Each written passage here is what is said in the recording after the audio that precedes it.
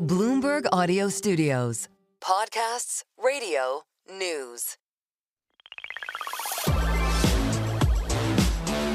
Bloomberg Tech is live from coast to coast with Caroline Hyde in New York and Ed Ludlow in San Francisco.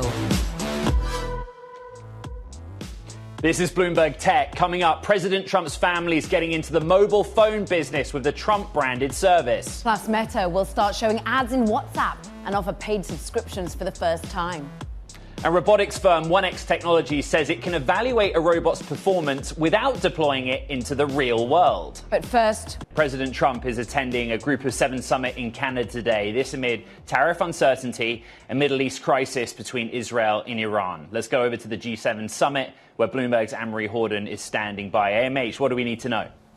Well, certainly this is going to be a packed summit, and what's going on in the Middle East is certainly taking center stage now, really topping the agenda. We are waiting for President Trump to have a first bilateral meeting before the summit really kicks off in earnest with Mark Carney, the Prime Minister of Canada. And really the Canadians here are trying to avoid what happened in 2018. You may remember that viral photo, and the president was sitting with his arms crossed, looking up at Angela Merkel, the then German chancellor. She was surrounded by a number of leaders, the only one that's lasted since France. And then, of course, President Trump pulled the U.S. out of that joint communique. So Mark Carney's taking a different approach this time, looking at different statements that they can have a common thread for specifics, not one communique for a wide range of topics. Maybe something regarding artificial intelligence, critical minerals. Potentially there will not be an agreement from all of these countries when it comes to things like the war in Ukraine, things like climate change, or even when it comes to what is going on with Iran and Israel. That is certainly going to be top of the agenda today. The president was speaking about it as he left the White House yesterday on his way to Canada, and he was saying that these two may have to fight it out, but in the end, he wants a deal. Bloomberg's Anne-Marie Horden will stick with what's happening in the G7 throughout the day. Thank you. Let's go with Donald Trump and over to D.C. to talk about some news in technology. The president's family launching a Trump-branded mobile phone service that will rely on wireless networks and hardware, quote, made in America. Bloomberg's Kelsey Griffiths here with more. The idea is that they're not building the network from the ground up, right? They basically license capacity from the three major U.S. carriers. But what else do we know about Trump Mobile? That's right, Ed. So the Trump family's mobile service they say they're going to rely on the three major U.S. telecom networks that have already been built. And this is a pretty common strategy that we see. Mint Mobile is one of the pretty well-known so-called MVNOs that was eventually acquired by T-Mobile. We also saw some celebrities last week looking to get into the mobile game, launching their own MVNO. So the Trump family is following a pretty popular tradition here by getting into this business. Kelsey, popular. Last time I checked, there were hundreds, more than 100, here in the United States of mobile virtual network operators. But what they're trying to tap into here is the Trump narrative, the Trump brand. How will it be priced versus other competitors in the space? That's right. So the brand it's going to cost about just under $50. I think it's $47.45 per month. And I would say that is pretty competitive with the space. These MVNOs tend to target these niche markets that are looking at customers that maybe don't want to or can't pay $100 or somewhere in that range. So I do think that there is a chance they will be targeting this niche that maybe other operators aren't necessarily looking at. Kelsey, it's a competitive field, right, when you're looking at any carrier. When I was reading the news from Trump Mobile, they're including everything that you'd expect: unlimited text, data, voice, protection, overseas call. Just give us the basics of the plan. Yeah, exactly. So there are going to be some of these value-added services on top of your mobile services that you would expect. There is going to be some sort of roadside assistance. There will be international calling thrown in. And there's also going to be the opportunity to purchase a mobile device that will also be branded with the Trump family logo. It will come in a gold variety, which I'm looking forward to seeing. Kelsey Griffiths, puts us perfectly onto our next discussion because we want to talk about the hardware perspective. Bloomberg's Dana Wollman is here with us. $499. You're going to be able to get it as soon as September. You can put $100 down for initial, name on a list. But can they make that in America? Never say never, but certainly the smartphone industry is not really making phones here in the U.S. right now. And it's unclear from the reports so far and what we know so far who exactly or with what partners Trump and his family would be making these devices. All that we know, as Kelsey has said, is that the device will be golden color, which is very on brand for Trump, and that it will be priced at $499, which even before recent inflation was a pretty budget price for a phone and seems especially low these days. So not knowing anything about the hardware, we can at least say safely, these are probably not phones offering the most advanced features. And maybe that's not the point, as Kelsey said, for this particular niche. Right. The point, Dana, is that this is billed as being designed and built in America at a time where the president is putting pressure on Apple to build the iPhone in America or face tariffs of as much as 25%. I think it's really notable that it's going to run Android OS as well. Yes, absolutely. As I said, it's unclear exactly how the Trump organization would make this phone come to pass so quickly in the U.S. Just knowing from Apple and other manufacturers as well, all of the human resources, the human labor and physical resources that just are lacking here in the U.S. And by human resources, I mean specialized talent that know how to use this particular manufacturing equipment. A lot of the equipment itself is abroad. So it's unclear exactly how the team plans to surmount those challenges that other smartphone makers either haven't tackled or just seem to be avoiding.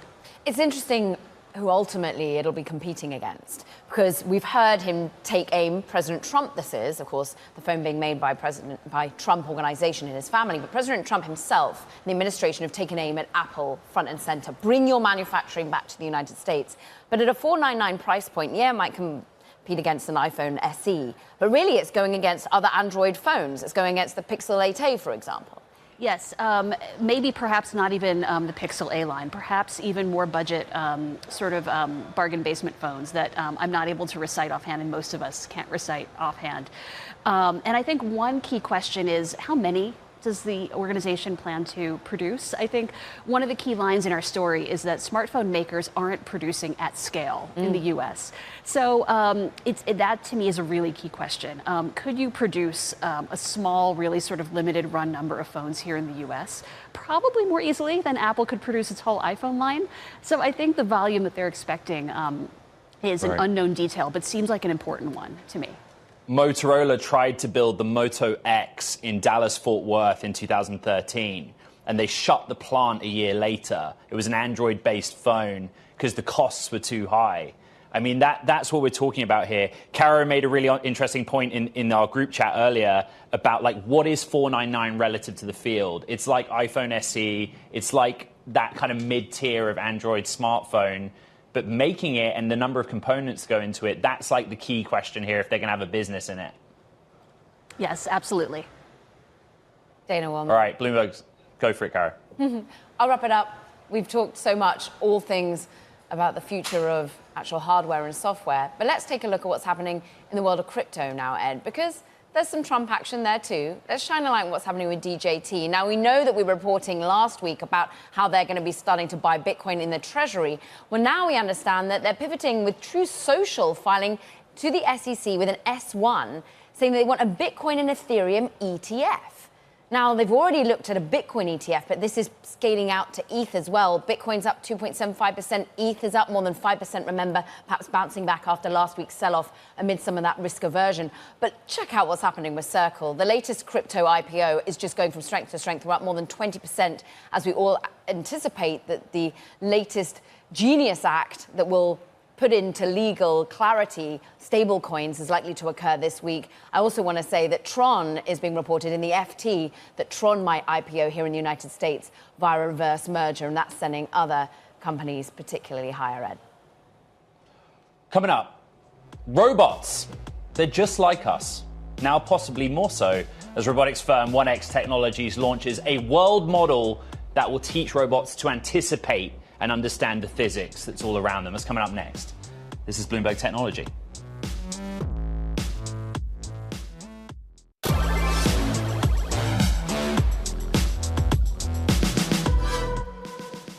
Companies like Tesla are betting their future on humanoid robots that fill labor shortages, particularly in manufacturing. Today, robotics firm 1X Technologies is out with a new world model. It says can evaluate a robot's performance without deploying it into the real world. The model's a data-driven simulator for humanoids with a grounded understanding of physics of their surrounding world. The CEO and CTO of 1X, Bernd Bernick, joins us here in San Francisco. You would claim that this world model is the first of its kind and that you have the data from it that proves its effectiveness. But the main point is validation of capability without collecting the real world data. Kind of, yes. You got it mostly right. So what it really does is it gives us the ability to basically see the future with respect to what would happen if the robot actually takes these specific actions.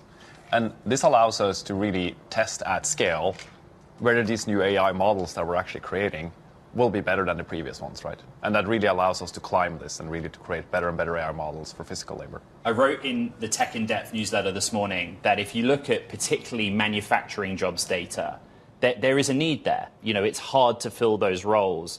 Why does this world model open a path to a world where humanoid robotics are genuinely useful, deployable in manufacturing or other logistics settings where a human is currently needed?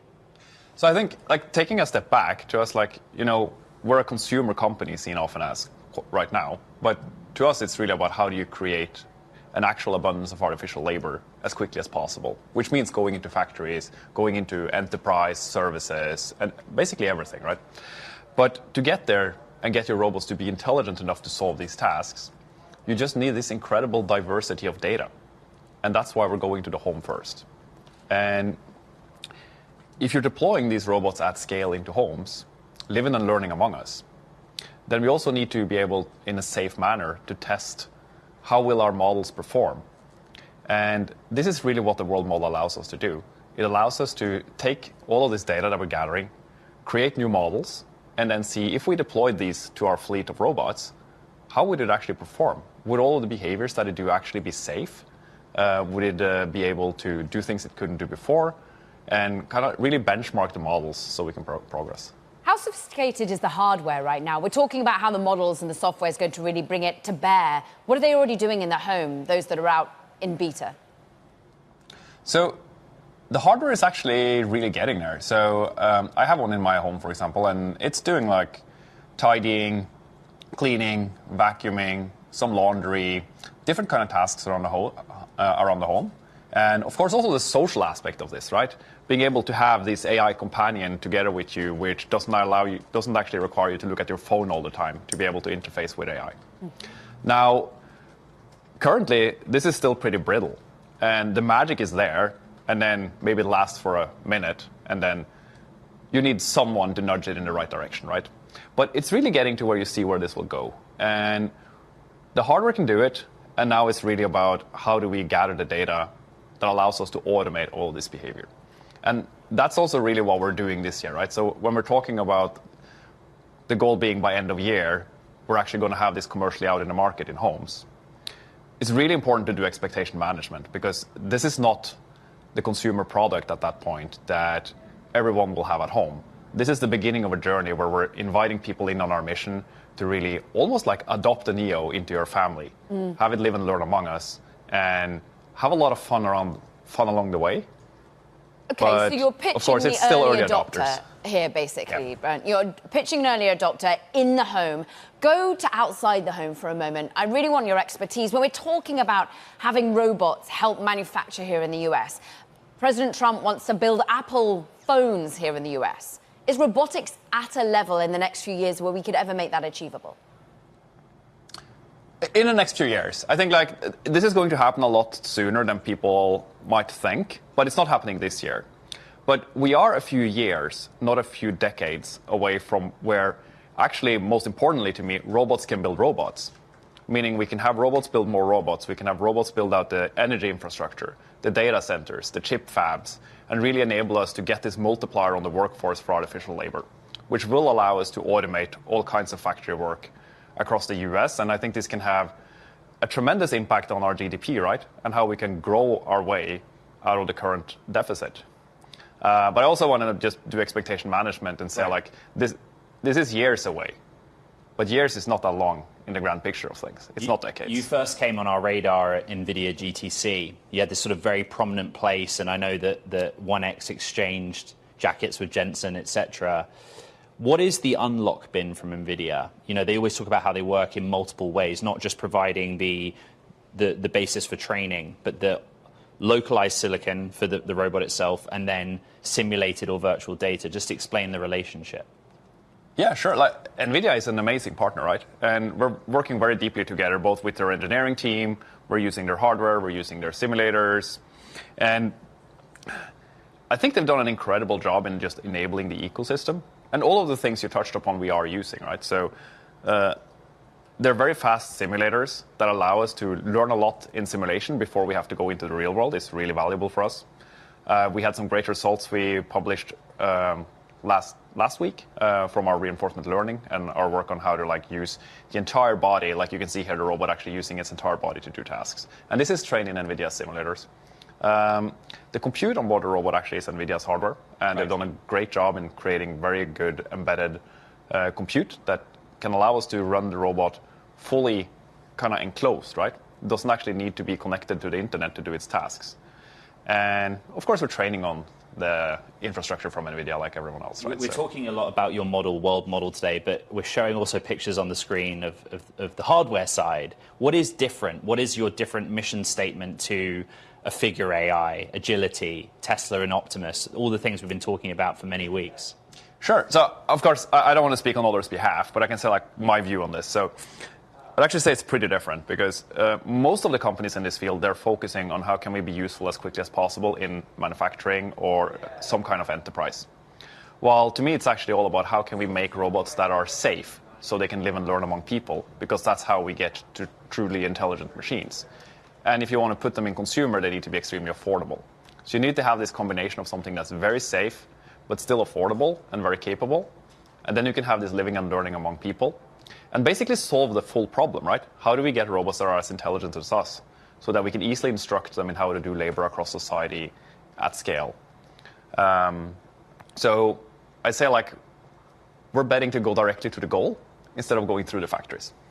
Bernd Bernek, it's been great having you, CEO and CTO of 1X Technologies. Fascinating, thanks.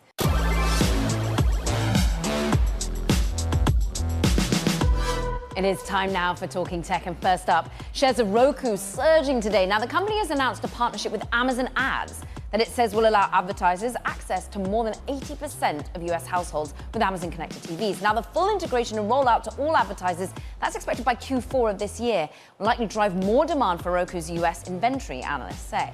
Plus, IMAX, well, it is set to expand its screens aggressively across China. IMAX's Chinese arm, alongside partner Wonder Films, says they will replace 27 screens in IMAX's jumbo screen. IMAX will currently operate 800 screens in China, and it drew a record 22 million customers from January to May. And Taiwan's International Trade Administration has added Huawei and SMIC its list of blacklisted companies. It's a move that undercuts China's efforts in developing AI chip technology locally. Ed. Turning to Tesla, the company's full self-driving tech stack, alongside their ability to scale, is proving to be a tailwind against rivals like Waymo as the robotaxi race ramps up. That's the latest from Bloomberg Intelligence. Steve Mann, who led the research, joins us now. The kind of key headline from the React piece is that Tesla's vehicle cost is about 1/7 of Waymo's. Why were you so focused on that, Steve? Well, I think it's a critical piece in getting it on a commercial basis, on a mass scale basis. And also, the payback is also important. If you can produce the cars at a fraction of the price, you can get more of these vehicles out on the road. And also, whoever's running them can actually make their money back much sooner. The issue you really highlight is the lack of production of real vehicles by Waymo versus Tesla that just has hundreds of thousands of millions on the road already. Is that the key dividing factor here, Steve? That's one key dividing factor. I think technology is also important. Look, I don't want to discount Waymo's technology. I think they've have had a number of cars on the road. It's working. There's always going to be some issues here and there. But look, I think if you look at Tesla's technology and their approach with using cameras, it's just much easier to scale. And especially now, if you look at the recent news, the Chinese are actually opening up the market for them, and allowing them to export some of that training data out of China. That's a huge win for Tesla and scaling over the long term. Steve, I used full self-driving supervised, the latest version this morning, to go the 30 miles from my house to the studio. I do it every day. Yeah. You say very clearly it's still a level 2 system, right, on a technical basis. Do you see the jump to a software platform that powers a vehicle with no one in the driver's seat at all? That's going to be a while. I have to admittedly say it's going to be a while. I think the consumer needs to gain confidence. It's going to be a gold standard. It's going to be, if a car is 99.99% accurate, I think then the consumer will be more confident. Before that, I think there's going to be always some level of monitoring from the consumer. We're not at that stage where we see, this is not like the iRobot movie that Will Smith was on a long time ago, where cars are actually driving itself and making decisions on their own. We're not at that moment yet, but what's really important is the training data. And that's where Tesla also comes in as well, where they have just tons of training data from around the world. Steve Mann of Bloomberg Intelligence. It's a great read. Thanks for coming on. Now, coming up, Meta, it plans to start showing ads in WhatsApp, its private messaging services. We'll find out what the change means for users and for the social media giant. This is Bloomberg Tech.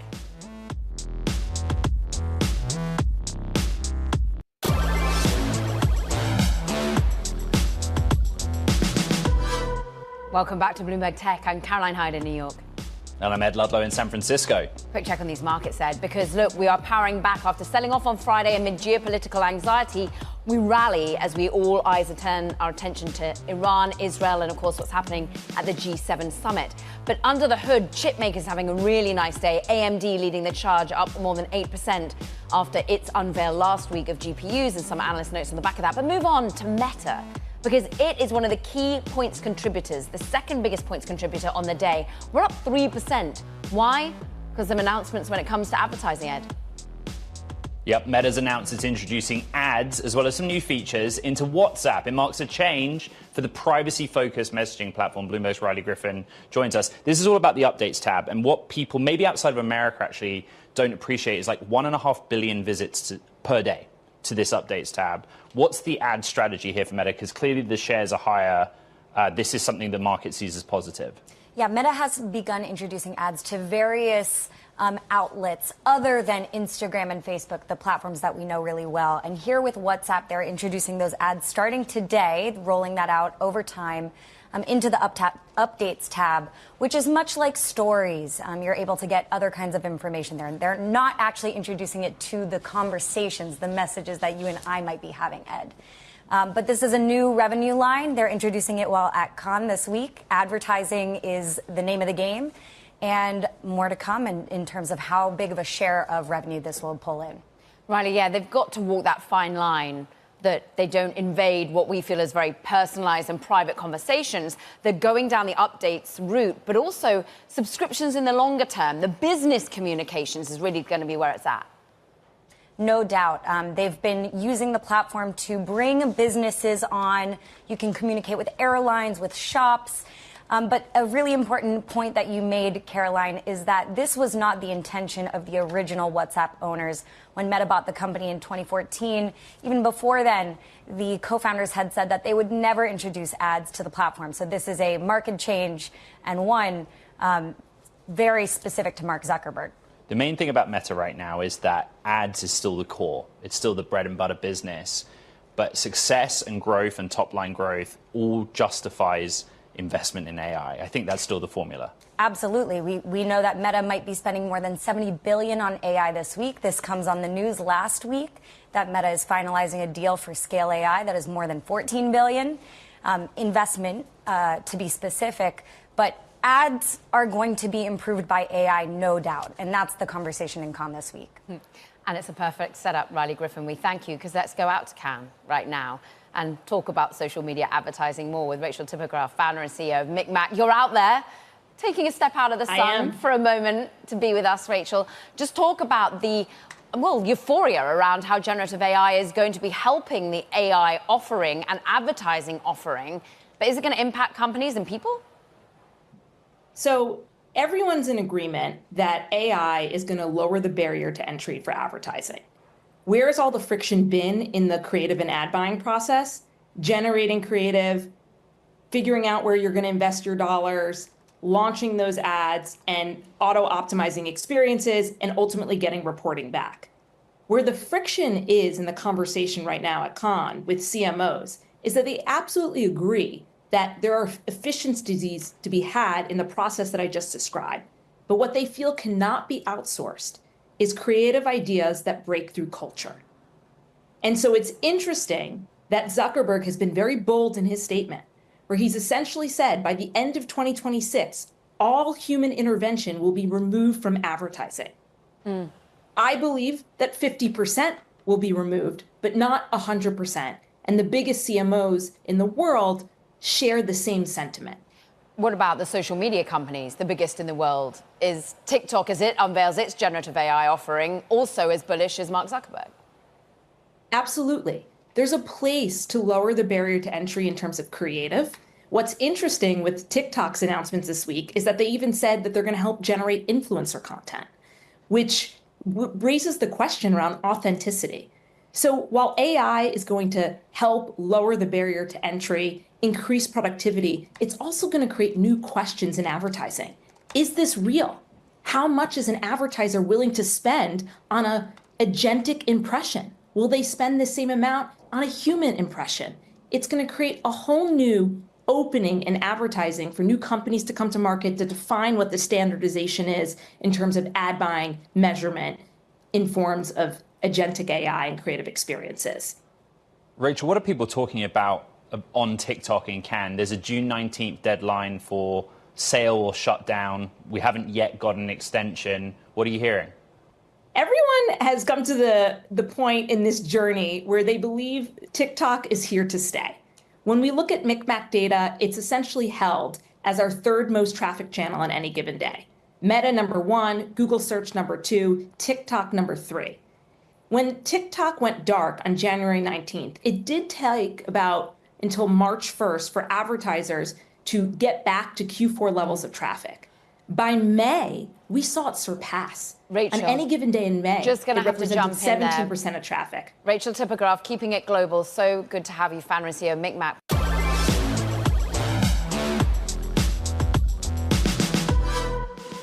VC firms are continuing to step up their investments in AI. AIX Ventures is one of those early stage VC firms doing just that. Sean Johnson, co-founder and general partner at AIX Ventures, joins us now. Earlier in the show, 1X on the robotics side. We've been thinking a lot about scale AI, data on that side, agentic AI. What they all have in common to my mind is that the cost of getting towards this level of intelligence is coming down and down and down. How do you invest at the early stage to kind of ride that wave? Yeah, Ed, thank you so much for having me. Yeah, absolutely. We think a lot about this new era where the cost of intelligence, just as you called out, is going to zero. And so what does that mean for the new world we're going to live in? That means that on the consumer side, you're going to have ready access to tutors, doctors. On the enterprise side, you're going to see more and more knowledge workers be augmented and some replaced by AI. And so we invest at the early stage. First check, we are looking at founders with big visions, looking to change the world, that want to move very fast to bring that disruption to market. And that's how we've positioned the firm. What's interesting is there's big visions coming from big companies, Sean. We can't help but sort of draw the attention that it's phenomenal amounts of money coming from just a few key players, whether it be Amazon, whether it be Meta, and of course reports that OpenAI might be snapping up one of your portfolio companies. Weights and Biases has already been eyed as well and bought by CoreWeave. Is M&A going to happen for these smaller companies a lot? Absolutely. I mean, so I'd say two things there. The first is it makes sense for the large companies to get a lot of attention. They make a lot of revenue. They have large market caps. Venture capital is a business that's focused on small companies that start with no revenue and then have much smaller prospects in the short term, but can grow quickly and under the radar to an extent of the large companies. Now, large companies are certainly focused on building AI native teams, bringing AI throughout, diffusing that sort of mindset throughout their organizations. And M&A is very important for that. And it's going to happen at all stages. It's going to happen at startups that are really just getting started. It's also going to happen at startups that are fairly far along too. Perplexity, we just showed some of the portfolio companies on the screen. There's this thesis building that they're almost peerless. They get talked a lot about in the context of Google and search, and they also get talked about in the context of sort of those working on the frontier model. Just your thesis on them, please. Sure. So, Arvind and the team have been setting their sights on building an iconic business, and we all know one thing's true in AI is it moves very fast. You never know what's going to be launched tomorrow, what's going to be launched the next day. And the amazing thing about Perplexity and the team is they have a group of some of the world's foremost practitioners executing at, the speed of light, if you will. And so they're all focused right now on, redefining what a knowledge engine looks like. But then also you're going to see Comet, their new browser, come out very soon. And that's going to redefine again what agentic solutions can bring. You, of course, yourself were very much helming product design at startups before you came on to co-found AIX Ventures, Sean. What's the number one question people are coming to you, your founders coming to you at the moment? Is it about talent? Is it about tariffs? What is it about? Yeah, that's a really good question, Caroline. Founders often talk to us about, number one, how do you start, connecting with early customers, early prospects? It's all about product market fit, and that can be elusive for many years into the journey, that is an entrepreneur's. And so what we do is orient ourselves around the founder, and we think a lot about how do we get to product market fit with the founder through lots of customer conversations, hiring a team, thinking about business strategy, execution, but then also connecting with the next wave of venture firms that will continue to back the founders. Sean Johnson of AIX Ventures, we appreciate you coming on today. Thanks, Carol. Now, let's just talk about one-time login codes. You probably have them a lot. They're meant to be security and verify a user's identity that may not actually, though, be all that private. Millions of those codes sent via text pass through intermediaries, making it possible for entities to actually see their content. Bloomberg's Ryan Gallagher has been really leading the charge. This is an investigation, a deep one, Ryan, just showing how actually we shouldn't really be using text, SMS, as our form of two-factor authentication. That's right, yeah. We looked in depth at this issue because I think a lot of people don't realize that when you log into, whether it's a banking app or whether it's Google or Meta, when you receive one of these login codes via SMS, it isn't actually coming directly from the tech company or the platform that you're logging into. It's routed through intermediaries all across the world. And there's very little oversight of who actually handles those messages. So that's what we set about to do, is to show, look, who is actually looking at these security codes, and is there a potential vulnerability in terms of the people who are accessing the codes? And that's what we found, that there's some concerns around some of the entities that are handling them. Ryan, what's the alternative then to SMS? We just have 30 seconds. The alternative is to use, for example, an authenticator app on your phone, which actually gives you the code on your phone. You don't have to rely on SMS. It doesn't go across any network. It's just on your device all the time and it stays there. So authenticator apps, Google those and you'll find plenty of options. Ryan Gallagher, it's a really thoughtful piece. We urge you to go and read it from a business perspective, from a security perspective. Now that does it for this edition of Bloomberg Tech, Ed. Yeah, astonishing way to start the week. Don't forget to recap through the podcast. You know where to find the pod. It's on the Bloomberg terminal, all the Bloomberg platforms, as well as online on Apple, Spotify, and iHeart. All right, strong way to start the week. From San Francisco, New York City, this is Bloomberg Tech.